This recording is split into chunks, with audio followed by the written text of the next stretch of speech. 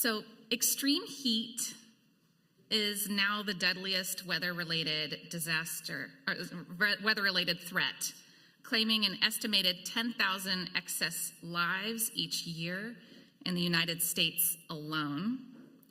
Older adults, outdoor workers, unhoused people, and low-income neighborhoods are hit hardest, but public health systems still lack the timely, localized information needed to protect them.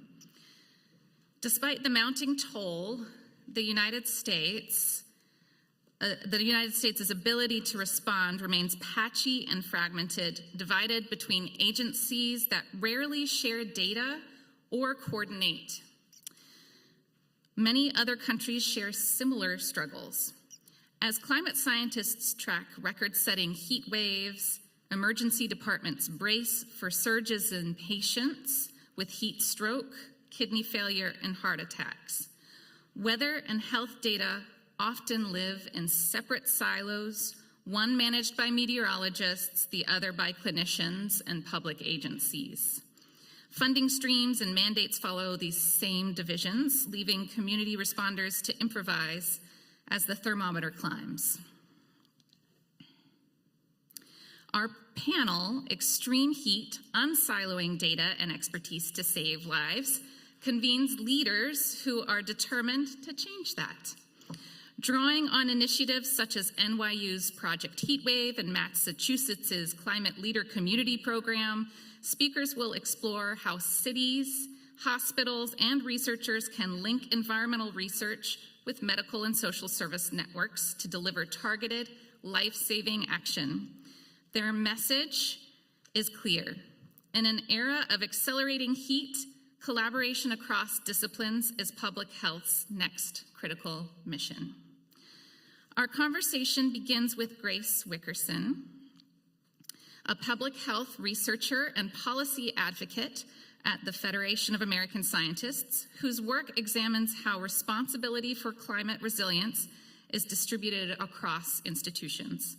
Grace will map the current public policy landscape around extreme heat and ask a fundamental question: who is accountable for protecting people when temperatures become lethal? Drawing from experience at the intersection of health equity, governance, and climate adaptation, Grace will challenge us to imagine a future where coordination defines our response to extreme heat. And with that, I'm going to turn it over to Grace, and I'll introduce the next two panelists when they're ready to present.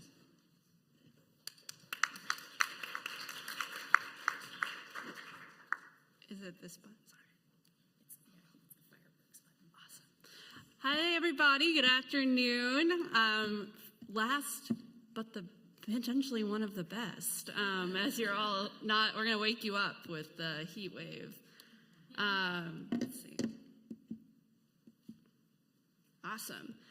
So I'm going to give just a brief overview. I'm only going to take a couple minutes, and then happy to, in the Q&A, we'll dive a bit deeper. But to build on this wonderful introduction, there's many ways that government needs to act to protect populations from extreme heat.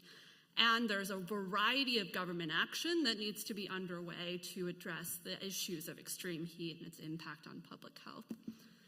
And I'll go through just three that are featured in our work and ways that we think about the issue of risk and vulnerability, but there's many more beyond this that are important. These are just some of the key ones.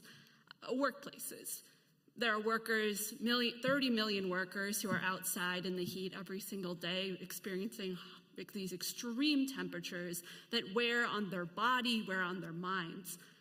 Those workplaces have to be ready and upgraded to a climate reality and introduce a whole new system of controls to protect workers. And there's only a couple of states around the country that have these protections. There's homes as well. So our homes are, besides our workplaces, the place where we spend a majority of our time. And there's many homes across the US that are aging, that don't have proper cooling, don't have proper insulation, and so you're going to also see the home as a site of exposure. And we cannot forget that there are many people around the country that are housing insecure or do not have housing, and thus also are experiencing increased exposures. And then finally, the community you live in can have varying ranges of being prepared for extreme heat. They can not have a plan, they could not have a leader, not even think about heat in terms of the regular operations of a city.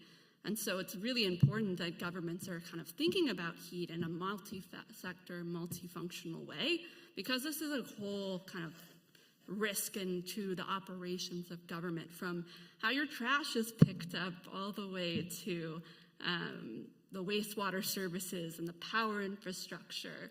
There's a lot of ways that heat threatens communities, and I think there's a whole range of now challenges to be faced. And I think another piece of this, in addition to all these ways that people can be exposed to heat that are, again, in health's domain and outside of health's domain, is that just governments across the country are needing to build rapidly their capacity to address this threat. And these are 5 areas that I'll briefly touch on about where governments are starting to think about their abilities to address heat. And this runs all the way from the most local city up to a federal level. This is a general framework that a Federation of American Scientists has been advancing in our work on heat policy. And I think this is, simplistic in its framing, but it's helpful for us to think about what a government needs to be have in its back pocket if we want to think about effective and functional heat governance. So leadership. So this is just a snapshot of what was, I will emphasize on the was, at the federal level to address extreme heat. This was an interagency working group that really accelerated under the Biden-Harris administration. So from 2021 to 2024, built up this base of agencies. And you'll see your slew of maybe health agencies that you're familiar with if you do federal work, but there's a range of agencies that were a part of this effort that don't have a health mission. The Federal Emergency Management Agency, the Census, the U.S. Department of Agriculture, the Forestry Service. All of these agencies were over time brought into a governance effort because they had something in their toolkit that was helpful for protecting the workers, protecting people in their homes, and building more resilient communities. Thinking about data. So there's data on extreme heat, we've already heard, it is fragmented, and it's a challenge across the country to get effective and functional data on extreme heat. But that doesn't mean that it's not happening. There are leaders and models that we've been tracking at the Federation of American Scientists that are built through long-standing public-private partnerships between researchers and government entities. So this is in Maricopa County in Phoenix, where they've built a dashboard where you can see the rate of heat-related deaths and illnesses, and in particular, around this data set, they've built a functional death accounting system where they have actually an ability to diagnose causes of death from heat. And this has taken decades of investment, but has gotten them to a level where heat is motivating that death reporting system and allowing them to get a better sense of the mortality. And this, I think, is just a great tool, particularly if you're looking to learn about the latest and greatest in heat. Planning. I'll feature a couple of plans and thinking about the way and functions of plans. So this was the National Heat Strategy. I will say this is no longer online as of spring 2025, like many things on the federal level, especially on climate. But it's a great kind of starting framework for how the federal government was thinking about mobilizing and coordinating across itself to be able to think about solutions to extreme heat. Ranging from the communication of this hazard and how it actually affects people to developing the science and the evidence, again, bringing not just the health funders, but also the National Science Foundation, the National Oceanic and Atmospheric Administration, into an actual kind of joint conversation on the research needed. And then move that all the way to solutions, so ranging of multi-sector needs and how to coordinate across all these diverse agencies you saw earlier, and then move kind of a broader partnership. States and locals are also moving heat plans and thinking about all the different partners that need to be there, both within their own house and around in the different sectors.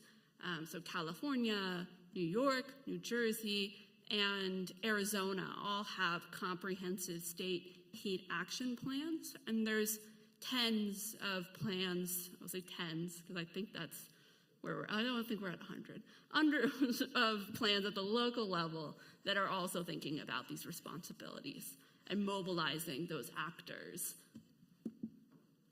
And when heat is striking, we are seeing that there is a political response to extreme heat, which builds into the response function. This is a health emergency when heat strikes.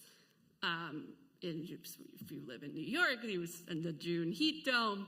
There were hundreds of hospitalizations in just a range of days. And colleagues we work with in the New York City hospitals said they hadn't seen that type of patient load since COVID-19. So this is a big challenge. And while there are places that are starting to recognize that, all the way from Louisiana, New Orleans to Oregon, it's not a common practice. And it's something, too, that I think we are hoping to push forward more. And the last couple things I'll just feature are just some of the ways in which communities are building resilience. And once again, this is for the public health. It's for preventing those exposures that are fully preventable causes of illness and death, but they require other sectors to be involved. They're outside of the realm of a health department or a public health official. So this is a picture of a microgrid out in Texas. So Texas has put almost $2 billion into microgrids for critical facilities like hospitals, nursing homes, and other infrastructure to be able to actually protect them against power outage risks and brownouts. Texas is a front line for power outages, from Uri to Beryl, and they've realized that they need to invest in this as a part of their broader resilience strategies. And another strategy that I love to share, and I think actually will lend nicely into the next presentation, is the kind of role of the urban designer, the role of the planner. And here we see in the Shade Phoenix strategy, a way that they're thinking about how to build shade and protections from heat into the urban environment and protect against the impacts of extreme heat. And while health, as we saw in that Maricopa County example, motivates this work and is a major driver of the political reason for acting on heat, the responsibility to do so is not just in the health's role. And these interventions, I think, are ones that are health stories, even if we don't explicitly see them as health stories. So that's just my briefest run through of some work on heat around the country, and I will hand off to some examples more at the local level.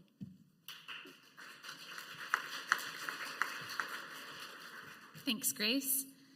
Next, Kendra White, Climate Resilience Manager for the City of Cambridge, Massachusetts, brings the conversation down to street level. Her work integrates social resilience into heat justice, essentials that shape who can thrive in a warming world. Kendra will share how Cambridge is considering questions that city planners and public health officials should be asking and misconceptions that hold back effective responses. Her perspective shows how cities can turn climate data into local action that protects the most vulnerable residents. Kendra?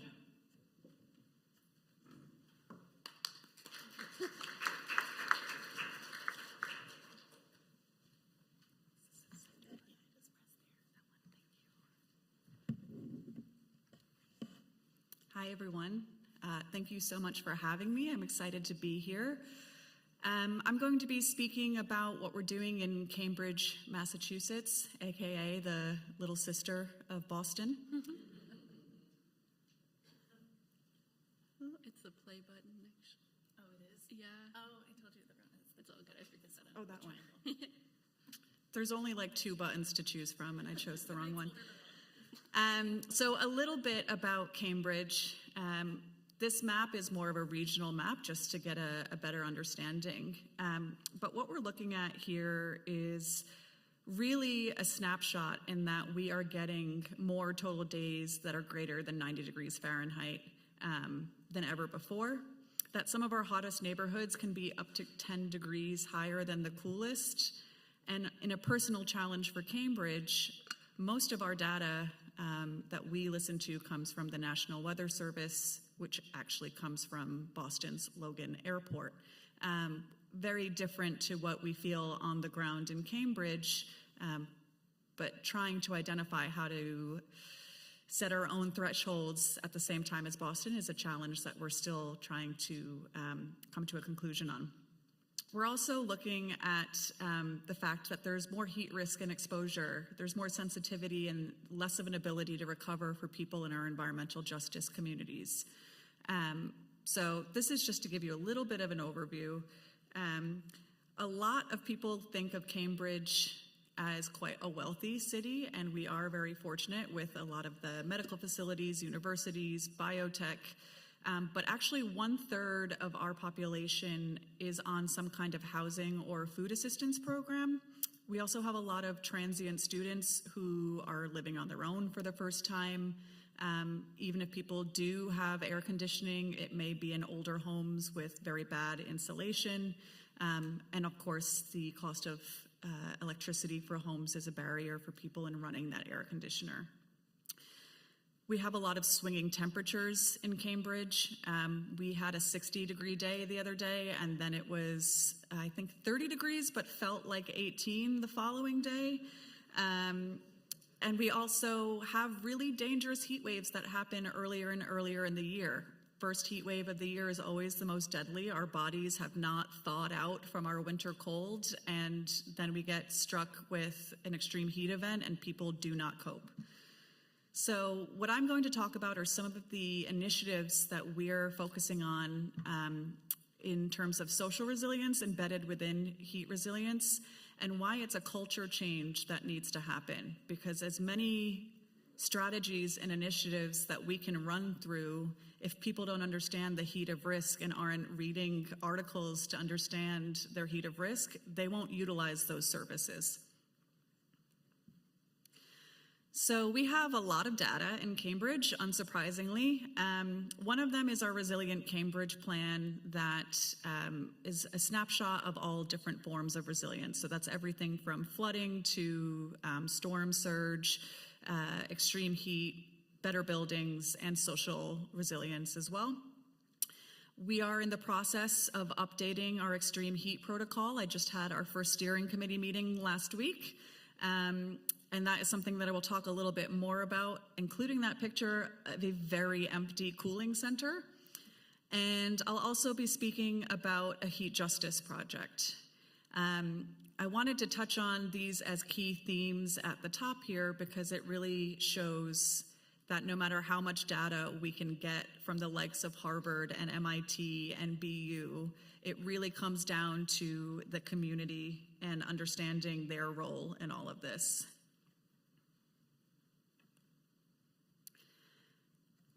So one of the sections of the Resilient Cambridge plan is called Closer Neighborhoods. It really is an incredible piece of work by Dr. Daniel Aldrich from Northeastern University. Some of you may have heard of him. And it typically just talks about our connections to each other and the different types of social ties that we have within a community and how those ties can be actually what's life-saving. All of our initiatives that we have around heat are aimed at the most vulnerable populations in our community. But we want to make sure that we understand our community members are zero responders. They are the ones who are going to notice the change in their neighbors and their family and friends. And we really want to make sure that we weave social resilience into the majority of our heat initiatives because it does save lives physically and mentally. We talk a lot about the loneliness epidemic, and when people have to stay confined in their own homes because of air conditioning, that's another layer that's added on to heat resilience. As a city, we can't be everywhere all of the time, and neither can our first responders.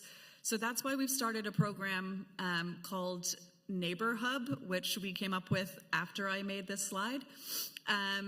So this is the Foundry. This is a picture of the Foundry.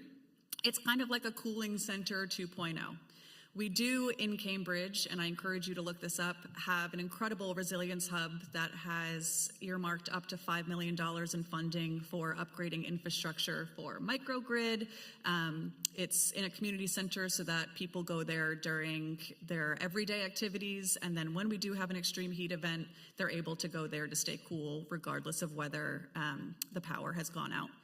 But what about all over the city? And what about these community places that don't have $5 million to renovate?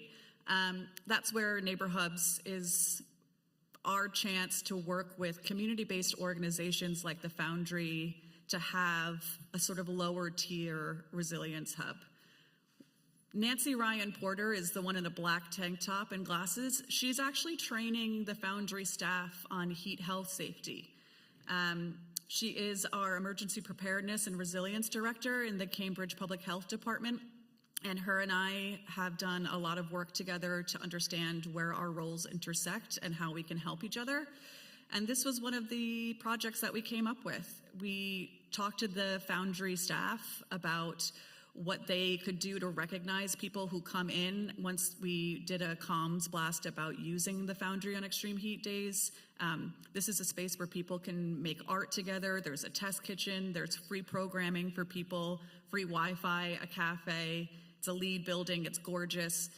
So it's an inclusive place that anyone can use. But now, not only will people go there to get cool, the staff will be able to recognize if someone's in trouble and maybe shouldn't be using a lathe for woodworking. Another one of our initiatives that we've been working on is from my colleague Claudia Zarazua. Her project was called Shade is Social Justice. It is an incredible project that I wish so much I could take credit for, but I get to just watch her in awe. She is the Director of Arts and Cultural Planning. So this is a great example of unsiloing data. I'm a climate resilience manager. I'm working with the Department of Public Health, and seemingly randomly, we're working with the Arts Department. That's because we want people to utilize shade. We want them to find it to be welcoming and beautiful. So Claudia started Shade is Social Justice, and it was done in collaboration with this particular structure called Growing Shade with Northeastern University and Alejandro.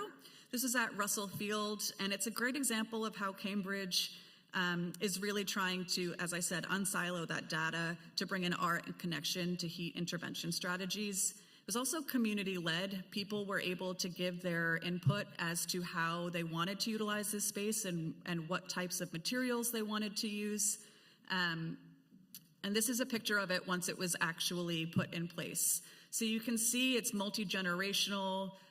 It's in a neighborhood that does lack shade. So even though there's a gorgeous park, there really isn't that much shade there. And it was a beautiful space. They've actually asked us to keep it up year-round, but because we have those amazing swinging temperatures, unfortunately, it doesn't do great in the snow. So we are looking at ways to find shade structures that are deployable for the summer. One of the other shade structures that Claudia worked on was just called Shade by the Mirror. This one was one of my favorites for two reasons. This was done in collaboration with a local youth committee. So they helped design the structure of this shade structure. They wanted it to be a place that could be used day or night. And nighttime heat temperatures are something that I am particularly interested in. For those who are most vulnerable, like outdoor workers or unhoused people, if they don't have that crucial time at night to cool their bodies off before being out in the scorching heat the next day, that's where we get into the trouble zone. So something like this that has expanded hours and a reason for people to be there, that's not that empty photo of foldable tables and chairs that no one wants to go to. We found out from the kids that they wanted it to be essentially like a McDonald's. They wanted to be able to charge their phone there and eat a little bit of food and hang out, but they didn't want to feel unwelcome to do so. So this was an incredible Shade as a Third Space opportunity where parents and children are able to get out of the extreme heat, use it at night if they don't have air conditioning access in their homes, it really catches a breeze, and it was just an incredible project. Lastly, I keep changing it on my computer and forgetting it's not the same. Lastly, we are also starting off a heat justice project. So this has just started about a month ago, and I am working across 5 municipal departments. So again, unsiloing that data as the theme, working with housing services, with our disability services, of course, public health, Department of Public Works. And then we're also working with 6 community liaisons who have very close ties to our identified priority populations for extreme heat. With them, we're going to be doing a deep dive on what heat resilience initiatives we have in place through the Resilient Cambridge Plan, and going out into the community to find out what their lived experience is of heat, as well as what they think the solutions to those challenges should be, not just from the data we get from a consultant, but the data we're getting from the community on the ground to help prioritize. We're then going to fund a seed project, so we'll end up choosing one of the ideas that they have, but really the community is taking all of that rich data we have and telling us this is what will work, this is what we need, and then we'll also be able to utilize it for several more years. This was state funded, very lucky to be in Massachusetts for that reason, but it's a great example of how, from a funding perspective, as a city, we can do something like this by ourselves, or we also work in collaboratives with places like the Resilient Mystic Collaborative on a network of resilience hubs across the greater Boston region, not just in Cambridge. I have a million examples of things that we are doing around heat, and I'm sure I will talk more about them in just a moment, but I really encourage you to get in touch with me after this panel. I'd love to talk more about any one of these things. Thank you.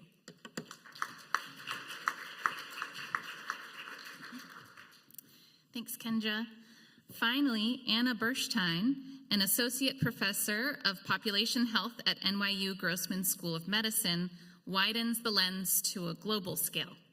She will present how many people already live in regions where projected temperatures will exceed the body's physiological tolerance, scenarios once confined to climate fiction like the Ministry for the Future. Anna will also highlight the knowledge gaps that hamper our ability to predict risk, how different populations cope with heat stress, why people are more vulnerable during springtime heat waves than summer ones, and what we still need to learn to save lives worldwide. Anna, thanks.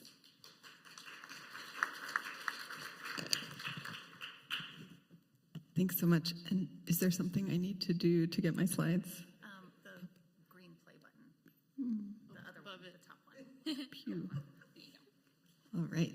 So before diving into this global context that was just introduced, I wanted to take a moment just to all get on the same page about what exactly heat stress is. Might be a pretty familiar topic to some in the room, maybe newer for others. And how do we even know? How do we know the conditions that cause physiologic heat stress and would eventually lead to mortality from heat? There are basically 2 ways that we know this. There are what I like to call sauna studies, basically very scientific saunas, where you have a volunteer either sitting or laying down at rest or maybe exerting themselves on a trainer machine, and you can very carefully regulate the humidity, the temperature, the wind speed in that space, and you can actually look, the volunteer might swallow a little thermometer pill or a heart rate monitor, have skin temperature, sweat, and if you track that thermometer that they've swallowed, you can look at their core temperature remaining stable, stable, stable, stable, and then it reaches some point where suddenly it's not stable anymore and it starts rising out of control. And there are labs that do this. They primarily do this with healthy adults, athletes, soldiers. The Summer Olympic athletes trained in one of these last summer. Maybe they'll keep on doing that. And across those, there's a pretty consistent threshold. And that threshold is 35 Celsius, so 95 Fahrenheit. That's a scarily low temperature, but it's not the temperature you see on your weather app. The temperature you see on your weather app is what we call the dry bulb temperature or the air temperature, just the temperature of a thermometer outside in the shade. But this is a different temperature. It's the temperature of a thermometer that we keep wet at all times. It's very low tech. You can just take some water and put a wick in it, so you're wicking water onto that thermometer, and you have wind blowing on that thermometer. So we're all familiar with the feeling of wind chill in the winter or a refreshing breeze in the summer. So we know that that wet thermometer will read considerably lower than the dry thermometer. And we also know that how much lower actually depends on the relative humidity. So at 100% relative humidity, the wet and dry thermometer have exactly the same reading because the air is already saturated with moisture. And when it's very, very dry, that wet thermometer is going to be much cooler than the dry thermometer. So scary fact you've just learned, at 100% relative humidity, it only takes 35 Celsius or 95 Fahrenheit to kill everyone, even an Olympic athlete or a soldier. So that is the main contributor to heat stress. And we actually learn more about what are the different ambient conditions that contribute to heat stress by taking the experiment from the sauna to the real world. So now we can go to people who work in extremely hot settings. So let's go visit the construction workers in Qatar or the potato farmers in Australia. And those people have actually volunteered to swallow the thermometer pill and wear the heart rate monitor and let people track their heat stress as they go about their very intense day-to-day work. That's ethical only because they are doing those things already, putting themselves basically in harm's way from heat. And when we look at the correlation of their core temperature getting too hot, their heart racing, different signs of heat stress, we see that 70% of that correlation is that wet bulb temperature. 10% is the dry bulb temperature, that's the regular air temperature on your weather app, and the remaining 20% is called the black globe temperature, which is just a thermometer spray painted black and put in the full sun, which takes into account the hot sun beating down on people. So wet bulb, as you can tell, is extremely important. When we're sweaty and hot, we are basically wet bulbs. So on the right there, I'm showing you the survivability limit curve from those sauna experiments. And then slightly, that black curve is actual survivability limit. The gray curve is wet bulb temperature. And the main idea here is when it's muggy and hot and very humid, wet bulb basically will determine survival, because no matter how fast you sweat, that sweat is just going to pool on you and drip down on the ground. It's not going to evaporate because there's so much moisture in the air. That moisture is like a blanket trapping your body's heat against you. As it gets more and more dry, you can withstand much hotter temperatures, right, out in the dry desert. And at some point, actually, your body's rate of producing sweat becomes the limit. It's not the wet bulb temperature. If you had infinite amounts of moisture, you were guzzling water and sweating as much as you wanted, you could potentially survive longer. But at some point, your skin is dry. Your sweat is just evaporating as fast as you can sweat it out. And that's where you start to see even greater disparities in survival, because kids cannot sweat as much as adults. Elderly people cannot sweat as much as healthy middle-aged adults. And so these different conditions will target different population segments. It's probably very intuitive to everyone here that a pregnant woman, a baby, a child, an elderly person cannot withstand the kinds of extremes of these soldiers and athletes. But the rate limiting factor of how much you can survive depends a lot even on the weather conditions around you. So that segmentation becomes very subtle. So why am I telling you all these physiological details about heat, making you feel very uncomfortable? Because this is even more uncomfortable. 1 billion people with a B live in parts of the world where the heat and the humidity will surpass that survivability limit by the end of this century. So I'm just going to let that sink in. 1 billion people. My other main career focus is HIV/AIDS, which affects about 40 million people, which feels like a lot. And then I see this number 1 billion, and it's a very frightening number. I'm curious, who here in the room has read The Ministry for the Future? This book? I see a hand in the back. I see a few people up here on the panel. It's a bit of a lengthy read, but pick it up and just read chapter 1. So it's a fictional telling of what might happen in a hypothetical Indian village where this survivability limit is crossed by a surprise heat wave. And it's quite disturbing. It's very personal. You see it from the perspective of the people there. And that's climate fiction, but it is on the road to being climate fact. And sort of the premise of the book was that everyone was ignoring this problem until there was a heat wave that caused this mass fatality event. And then, how does that then impact people waking up to this problem and playing it out? But the question is, can we use science to wake people up before millions of people need to die to wake us up so we can get out ahead of this problem before a real calamity happens? The maps that you see here show where those temperature exceedances will take place, where we will surpass survivability limits for kind of typical people, and how long we'll surpass those limits in different warming scenarios. So the one on the far left is 1.5 degrees of warning, which is a fantasy at this point. Then we have 2 degrees of warning. You can see the United States on the bottom there still looks pretty good, but look at northern India, right? Look at that band is just horrendous. The southern Pakistan, northern India, Bangladesh. Look at Asia, North Africa, the coast of the Arabian Gulf there. Things get very, very bad. And then you see 3 degrees, which we're sort of getting on a path toward. You see 4 degrees there. Things start to look very bad here in the United States in those warming scenarios. And the last thing I'll say is, there are places where that survival limit, the absolute limit of 35 wet bulb, that is, the athletes can make it that far, has already been surpassed. Kuwait City has already registered readings above that threshold. And that's a place that has a lot of electricity, a lot of capacity to produce electricity, and a lot of air conditioning everywhere. But what happens when that then comes to northern India and Bangladesh, right, where Bangladesh has the world's largest refugee camp, where you have massive informal settlements with nothing like that and way too many people to evacuate. So that's the scenario. Okay, so how can science help us support a global response, right? We have a little bit of time. We don't know exactly how much time we have because temperature is so stochastic, and long before these exceedances become an everyday reality, there's going to be an excursion from the average temperature, an unexpected heat wave that's much hotter than the models were predicting, a weather event.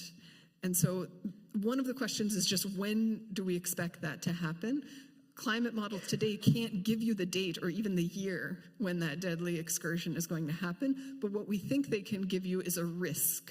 So in the next 2 years, the chance of a terrible mass casualty from heat in a place like northern India is this, and in the next 5 years, in the next 20 years. So we are, as a project, working to use the best available climate models to give those risk numbers to policymakers. And then they have a very difficult decision to make, right? If there's a 1% risk of an absolutely calamitous mass fatality from an excursion event, do you invest in trying to prevent that, or do you plow that money into bread and butter public health that you know will save lives? Because 99% of the time you're going to look very silly preparing for something like this, but that 1% is very troubling.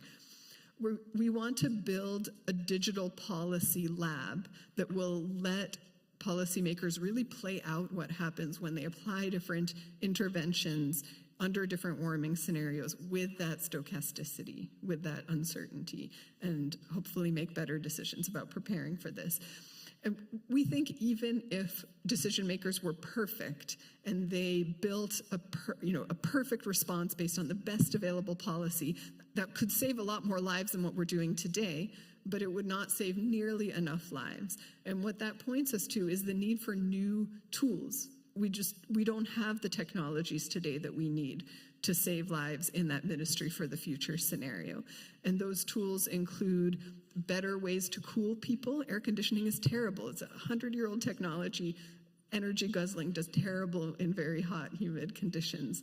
But we have better ways of cooling today and more innovation that needs to happen. What about the medical innovation? We know what medications make people more prone to heat stroke, but we don't know what medications make people less prone to heat stroke. What if we find those medications and it's just like you would do a potassium iodide, mass distribution in a radiological emergency? Is there something we could distribute in a heat emergency in these settings where there's not much else you could do? You can't air condition, you can't evacuate. And what about climate interventions? People, it's a scary thought, geoengineering, but what actually can we do when we reach that level of heating that the casualty count is that high? So these are the kinds of things that we're grappling with a project called Heat Wave, which stands for Heat Emergency Avoidance Techniques, working to adapt to vulnerabilities equitably. We've been around for just over a year. We're kind of a volunteer coalition at this point, looking for a funder, but the idea is to bring together the medical folks, the engineers, the climatologists, the local community leaders, and try to grapple with filling those knowledge gaps for the science, building a digital lab that policymakers can use, and then trying to do that early stage discovery for new tools that then can go down the R&D pipeline. So I'll leave it there. Hopefully you have some questions teed up in your mind. Thank you so much.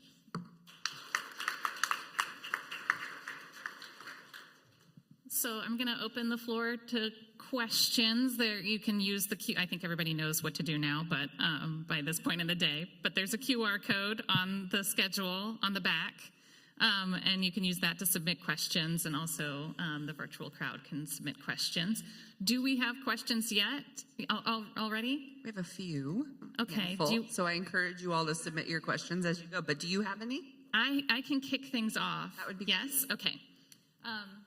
In that case, I'm going to just start with like a super lightning round kind of question, which is just if you could, if there was one story that you wish a journalist would write, what is the headline for that story? I know that's not usually your job. That's our job. But I'll give you a minute to think, because I know that it's a hard.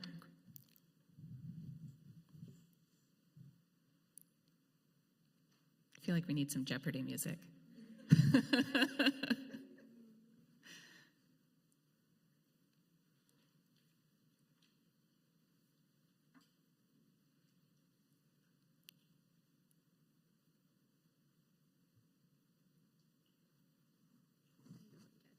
For our virtual audience, people are thinking of a headline. People are thinking. Thanks. Well, Anna pointed a really doom and gloom scenario, which is, I think, a lot of climate coverage, and I think people are tired of that. So I really want to know what the stories I want to write or want to see headlines for are people are doing great work. Let's actually try to give it some light. I think there's more happening than we think. What I know about extreme heat coverage is that it's just so nascent that we're really just starting to get a sense of the stories. And I would also like for that story to not just be Phoenix, Arizona, though please go experience Phoenix, Arizona heat for seeing what Anna's talking about. But I would like to know, hey, like your public health department is like tracking this, and this is something that's actively happening in your community. That's something I'm feeling like I want to have some more hopeful narratives out there. It's not your catchy headline, so oops. For me, I definitely do not have a catchy headline either. But one thing that we talk about a lot in Cambridge is how do we get blizzard level knowledge for heat knowledge? I'm not sure how many of you grew up somewhere cold, but if you ask someone in New England what to do to prepare for a blizzard, they will all tell you a million little things besides the obvious ones. If you ask them what they tell people before the summer or an extreme heat event, it would be crickets. So insert catchy title here. Awesome. And my draft title is Extreme Heat Science Fiction Will Become Science Fact in Our Lifetimes. You're good. That was the acronym. That acronym was so good. So a second question I have is, can each of you give us like a personal story from your own experience in this work that exemplifies an issue that you think needs more attention?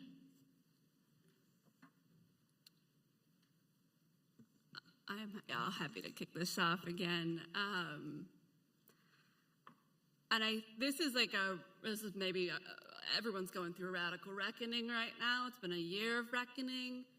But I think particularly the climate and environmental movement is realizing that the way we've been talking about climate change is not resonating with the general public. Climate change hardly tops the list of voters' priorities. It was nowhere to be seen in the last election. No Inflation Reduction Act to get anyone motivated to continue to vote for Democrats. So I think the thing that I see is like, and with extreme heat as a motivating frame, is like, climate change is here. It's here. It's only a year away or 2 years away or 5 years away from some really risky events. And it's hitting your pocketbook. It's hitting your family. It's hitting your child. It's hitting your grandmother. I think that's what I feel like is the resonant narrative, because this is a need to build like political momentum around this issue. It's not a future of 2050 or 2100. It's a future of now. Just last year, there was Hurricane Beryl, where the power was knocked off in Houston, Texas, and 1 million people were then exposed to extreme temperatures, and they got lucky, because it was like 95 degrees. Those folks are adapted to that heat. They were able to survive. It could have easily been 105, 110, and Houston could have had thousands of deaths. So I think that's something I feel very motivated by, is actually really grounding in those human stories and grounding in what it's like to survive in heat, and making that clear that you don't have to survive in this heat. There are ways that we can protect you. There are ways that we can address this, and it should be a guarantee of your rights as a citizen to have those protections. You shouldn't go to work and not get a rest break and a water break. You shouldn't live in a home that doesn't have some kind of cooling system. And your community should have a system of response and preparedness that treats heat like the disaster that it is and protects you when the heat wave strikes.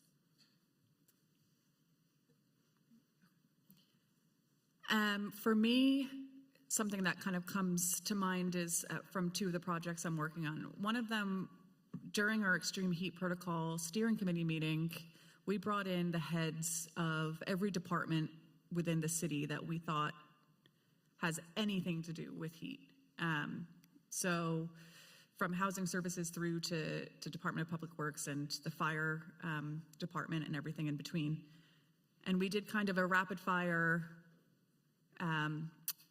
ideas session around what impacts does heat have on the community they serve, on their workers, and on their operations. And one of the things that the fire department said that I was like, how did I never think of this, was when people need firefighters in an extreme heat event, it is so much harder for them to act efficiently when they're wearing all of that gear and then going into a fire. And it's the same for our public workers who are putting up those shade structures if they're deployables or if they are working at the splash pads, et cetera. So people's ability to do their job, not that that's the first and foremost thing that I think of, I promise, but that was something that I heard from them that I hadn't really thought of in that specific lens. And the other one was from our Heat Justice Project, and our liaison for people with disabilities had a really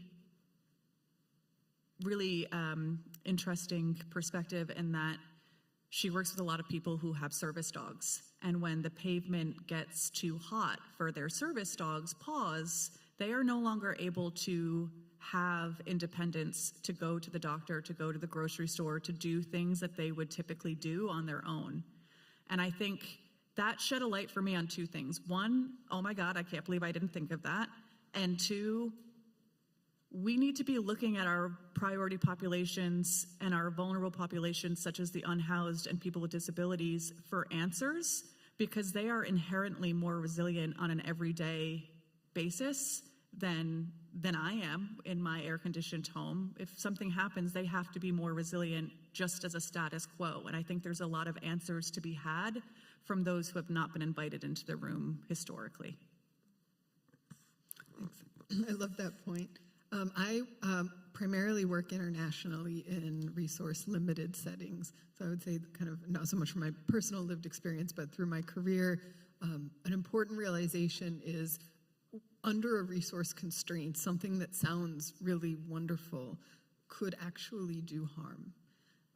And that's because when you allocate resources that are being used in a very efficient way to provide the most benefit to the population possible for very limited dollars or very limited healthcare staff or whatever the constraint happens to be, sometimes the thing that we want to provide that sounds wonderful is actually less efficient at providing health or providing that outcome to the population. And when we make that shift, we can actually do harm. And that's where I think really quantifying, what are the constraints, doing that constraint mapping, what is the choice set of things that we can do that are even practical and feasible in a given setting, and then trying to optimize within those operating constraints can be the way to do the most good for a population. Can I ask a quick follow-up question? Could you give an example of something that might do more harm than good? Yeah, absolutely.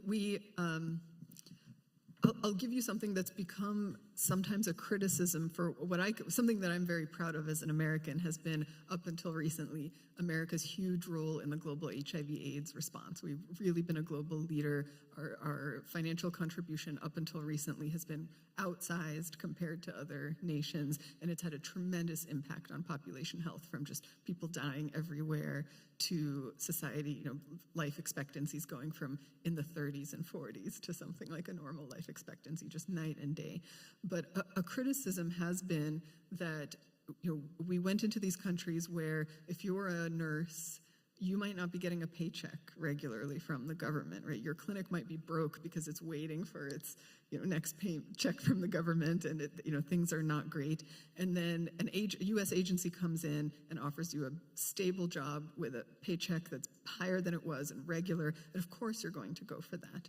But what if you were a nurse delivering babies at a facility, providing tons of services to a community, and now you go to a nurse prescribing HIV medications and you're still saving lives, but per hour of your effort, it's fewer lives. So we have come in and we were kind of a magnet. It's sort of like brain drain that never left the country. We were a magnet for the best and brightest. They did a fantastic job, but there's still, no one really knows, did we accidentally do harm by attracting those people away from these low-paid primary health jobs, in a place where we also brain drain people out of those countries. There are not a lot of doctors to go around. There are not a lot of nurses to go around to begin with. And so, and especially you have to think about neglected populations, neglected areas, right? Women's health, always kind of, nobody really bothers to answer the basic questions, to fund the things that are necessary. And so it's, those are the staff who get paid the least, who are neglected. When they then get siphoned away, is that more women now delivering without a nurse available?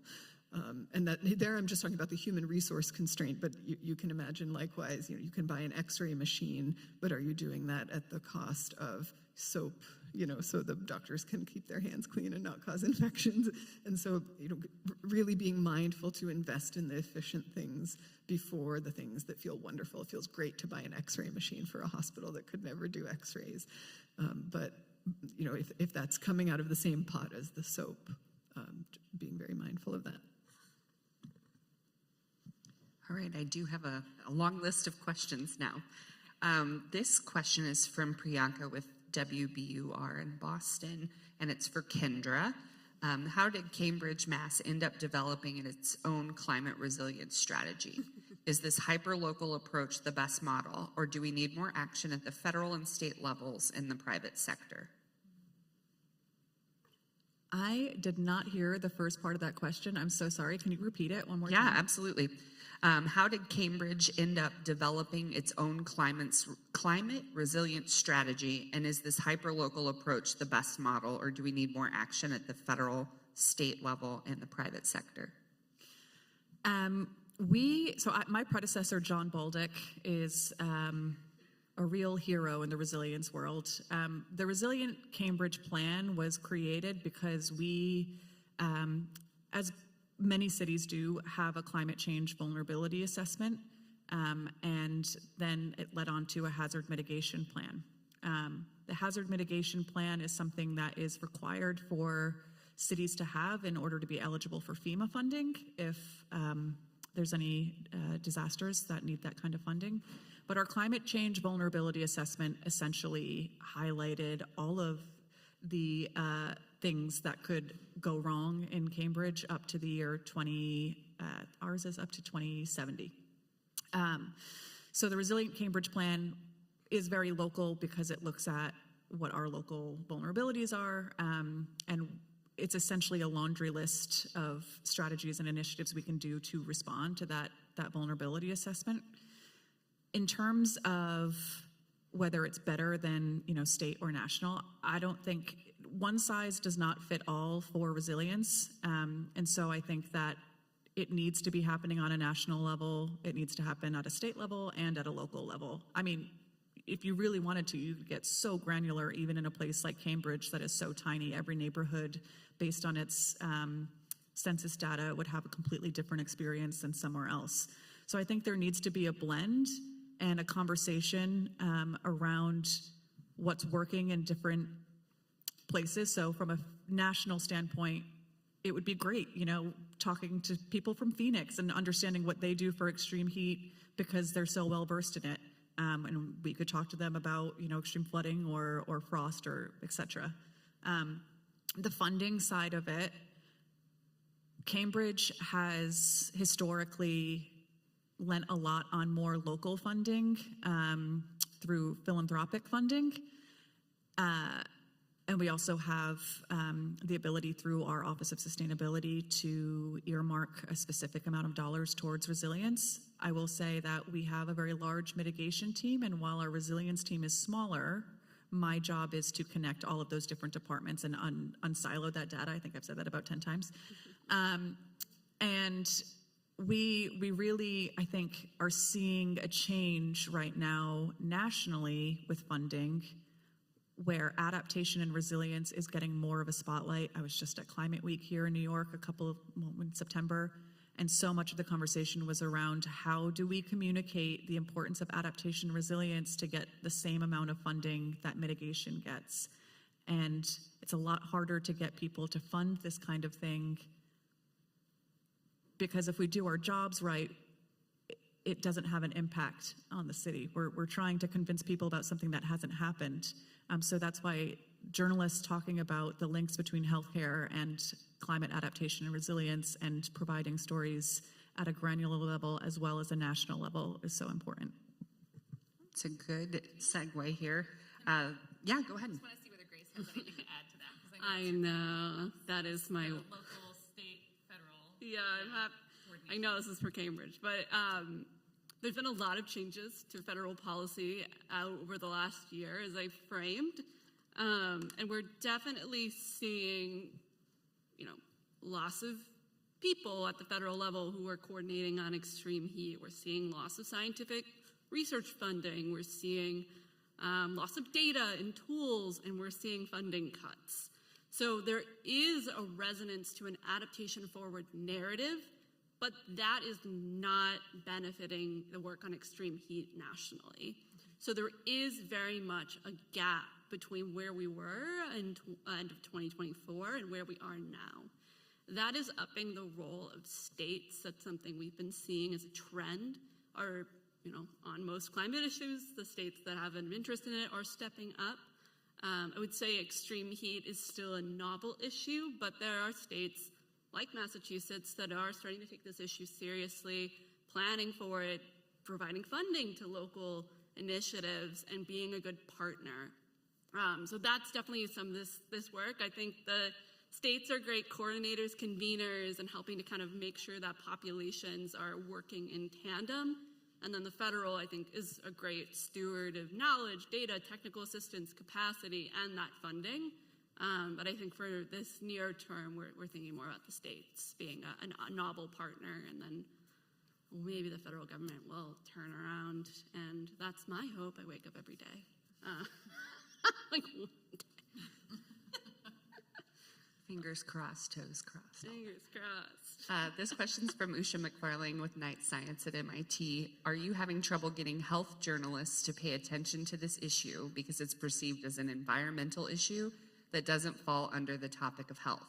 Relatedly, do you think health reporting is too focused on disease versus environmental impact? This is actually what we were talking about before this session.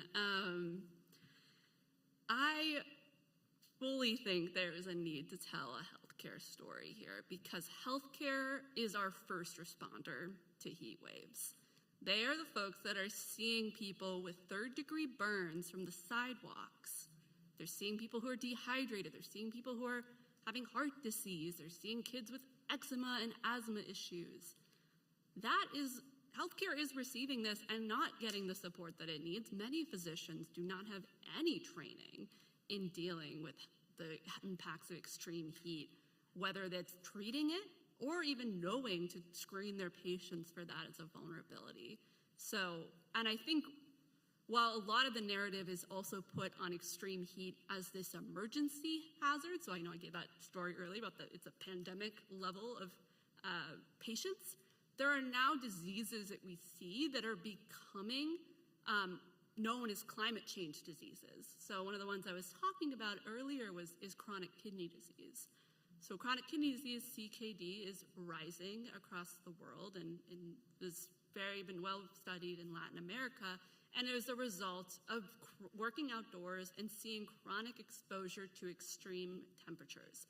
Because when you're exposed to extreme temperatures to get that sweat production, your kidneys are playing a major role, and if you're chronically dehydrated, chronically exposed, you will develop CKD. And the burden of CKD is, we're starting to see it show up in the records of insurance companies. Like, they're noting that there are certain temperature thresholds and then certain industries where there are going to be rising rates of CKD. And that's going to burden the healthcare system. That plugs right into our dialysis care needs. It plugs right into the organ transplant system. And we're not tracking it in the way that we should. Most healthcare screening does not screen someone for their occupation. So if you're a provider, you may not even know that that's something that you should be looking for. So I think there's definitely just so many stories to be dug out there. And I think so much to say, too, about, do we have a health system that's ready for this? No, we do not. And I think there's a challenge to help to figure out how you build that system-level preparedness and recognize this extreme emergency setting, and also track these climate-sensitive and climate-caused diseases. I have something to add, too. Yeah. I just want to say also the audiences for healthcare journalism and environmental journalism are different. And so we know that reaching that healthcare journalists and covering what doctors are doing and what public health folks are doing is really important for reaching a really broad general audience about climate issues. And so it really needs to be covered under a healthcare lens a lot more. Healthcare journalists need to be covering these issues a lot more. Yeah.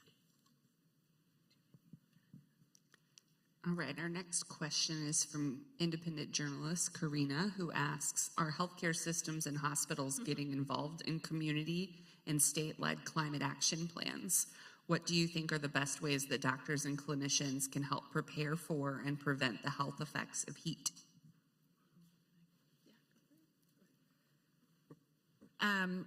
That's a great question. And I just wanted to, you'll all have to Google this because I don't remember the exact hospital, or it was just brought to my attention recently through someone at BU. but I know that there is a hospital. Maybe you know about it. Is it the Clean Power Prescription? Yes. Yeah. Do you know what? I'm just going to hand it over to Grit. I keep talking. This is my encyclopedic knowledge of heat efforts, but I'll just say, so it's a clean, I'll drive the program, but I want to hand it back. It's a Clean Power Prescription Program, but Boston Medical Center created it for their medically complex patients, and they uses that funding savings that they have from using solar to actually then pay for electricity bills for people that have medical equipment and then people need cooling. It's a really such a cool program, but it's like healthcare is involved in that. So, but yes. What she said. And so I think that's a really great example of hospitals getting on the forefront of climate change and working with,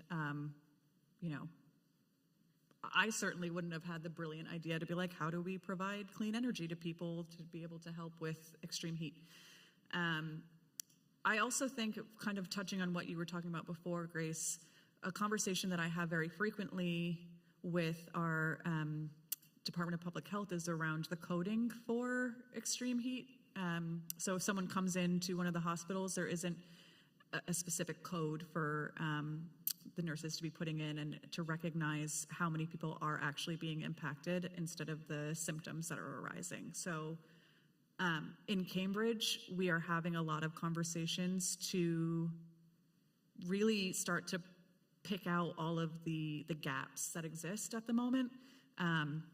And not just for ourselves, but we work very closely with Boston as well, even though it's a very healthy rivalry in many ways.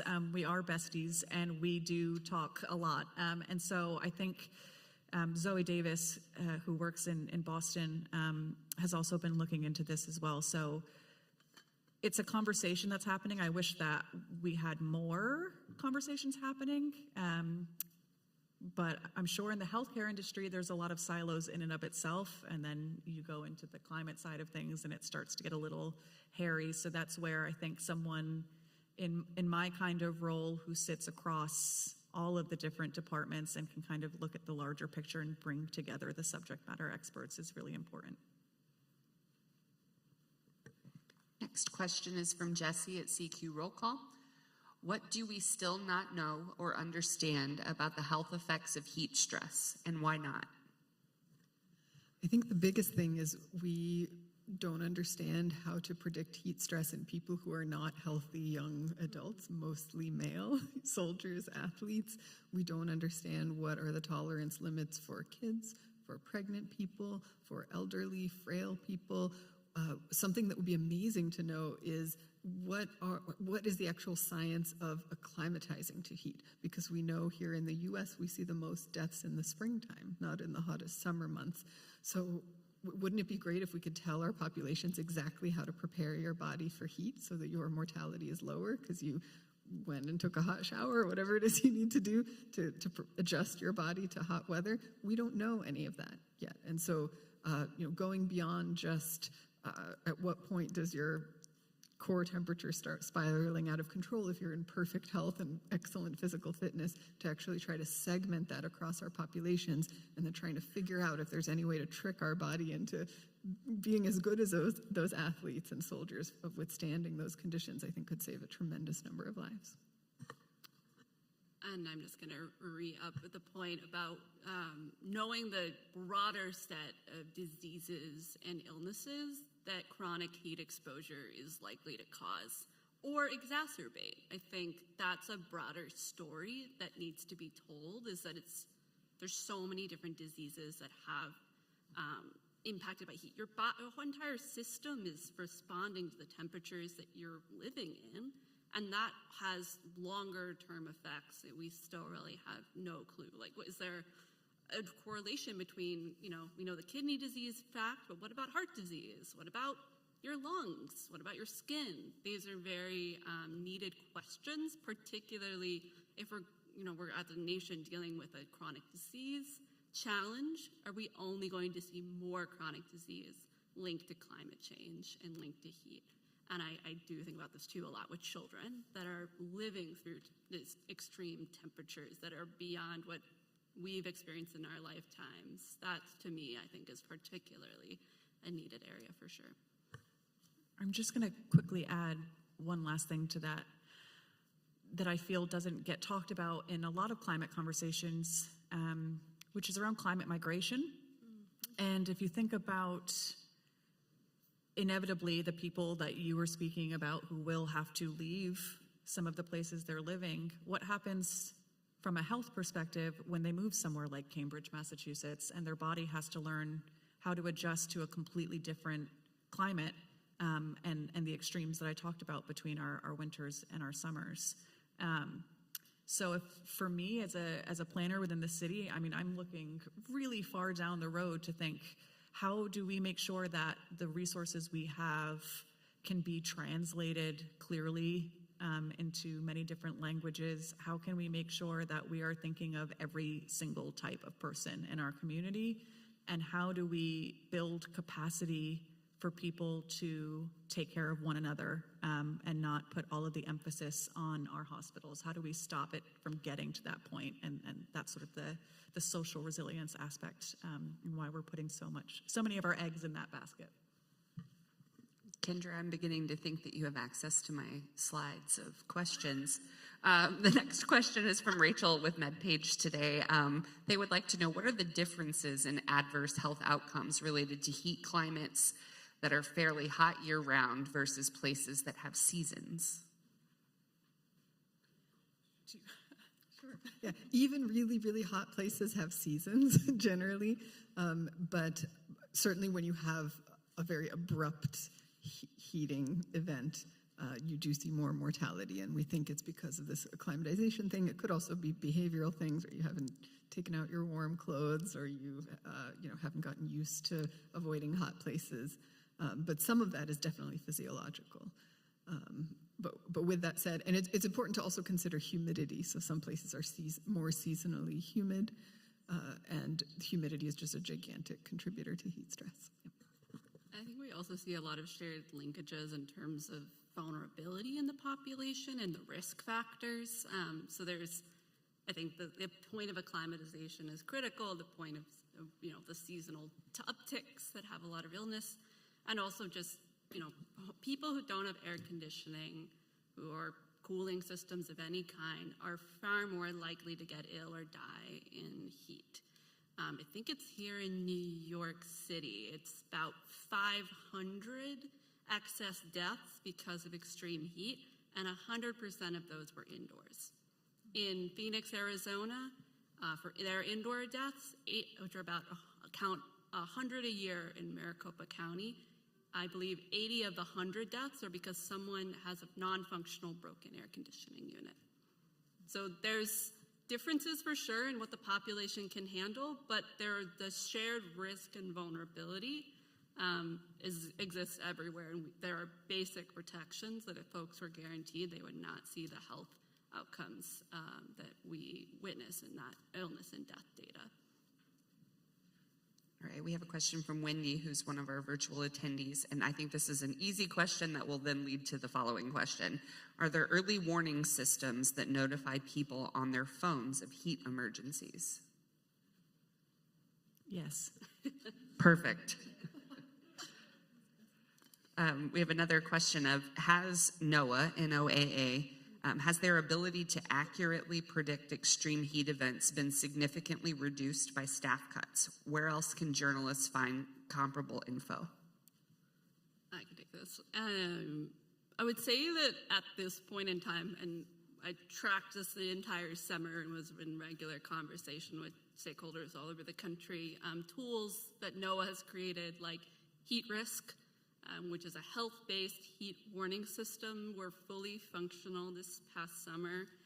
They're still getting the data inputs they need, and they did a lot of work to craft these health-informed thresholds of temperatures and did them by geography and location. So that, as long as there's an input of weather data, it seems like that's going to continue to work.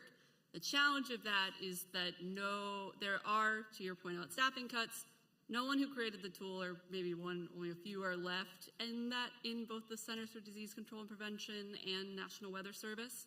So if anyone, say the tool were to break, I don't really know if anyone is going to be around to fix it. That's definitely something we are worried about. And we've seen across the country, the Weather Service data is particularly vulnerable as many weather service offices are running at lower staff due to firings and retirements. And so even just getting good temperature input data could definitely be at risk. So there's definitely a series of vulnerabilities. And then, yeah, if we're thinking about even like using heat illness data at the federal level through the Centers for Disease Control and Prevention, that tool was, it's called the Heat and Health Tracker. It was offline for a couple of months after a bunch of CDC staff were affected by reductions in force and then came back online. So it's another tool that is very useful and I've heard is useful to journalists, but we are seeing that Congress could very likely defund or cut funding for the Centers for Disease Control and Prevention and the Climate and Health Office. And so the future of that tool also remains in kind of a period of uncertainty. In the meantime, I do think there's state and local action. The data at the end of the day does come from our local public health departments, and states can be an intermediate convener and partner to that work. But you'll definitely, there will be disparities if we're dealing in that kind of fracturing of the data ecosystem. Next question's from Joyce at MedPage Today, and we're sort of shifting into the federal discussion a little bit more. The Department of Labor has been criticized for not doing enough to issue rules on what employers are required to do to protect employees from heat stroke. What is Cambridge and other local communities doing in this area? Does the Department of Labor need to be doing more? That's a great question. And because extreme heat is something that we've identified through our climate change vulnerability assessment as a risk, but as with many things, it takes time to get it right. And so we do have a protocol in place across departments for staying safe, similar to the way we would with extreme cold and blizzards. But that I'll harbor back to the conversation that I had with our Department of Public Works, for example, in that they have, extra air conditioning. People will have to be in their car instead of walking to certain places more. Like there are sort of stopgap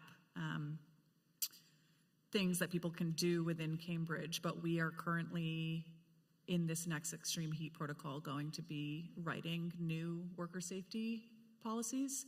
And I know that Boston is also doing the same. This is the beauty of having more accurate data that we can actually start to pinpoint where we need to be trying to make these changes and having these debriefs after each summer and understanding what did and didn't work. And then hopefully lowering the bar for other communities outside of Cambridge. That's one of the things that we talk a lot about is how can we do this in a way that is replicable elsewhere and create templates or toolkits for people to be able to use that maybe don't have as much data or ability to convince their council members, et cetera, to prioritize something like this. And I can talk about, so this Federal Occupational Safety and Health Administration rule that was a priority of the Biden-Harris administration has not been stopped, which was one of my greatest surprises of 2025. But there is a lot of questions about what is the rule going to actually look like that the federal government is going to move. There are rumors and suppositions and trying to hypothesize that they might try to greatly weaken the rule that OSHA was considering, potentially to make it harder for a future administration that wants to institute such a rule to update what's there, but only time will tell. There's definitely something that we will be tracking, and our partners that work on labor-related issues will be tracking. If you want to learn more about this, the rumor on the street is that they're going to model after the Nevada performance-based standard that many in the policy community don't consider to be a true standard. It essentially just says employers have a plan, and is someone going to check that you have that plan? Maybe. Do you have to submit that plan to anyone? I don't think so. And so there's definitely risk in that federal environment right now around what the final rule is going to actually look like.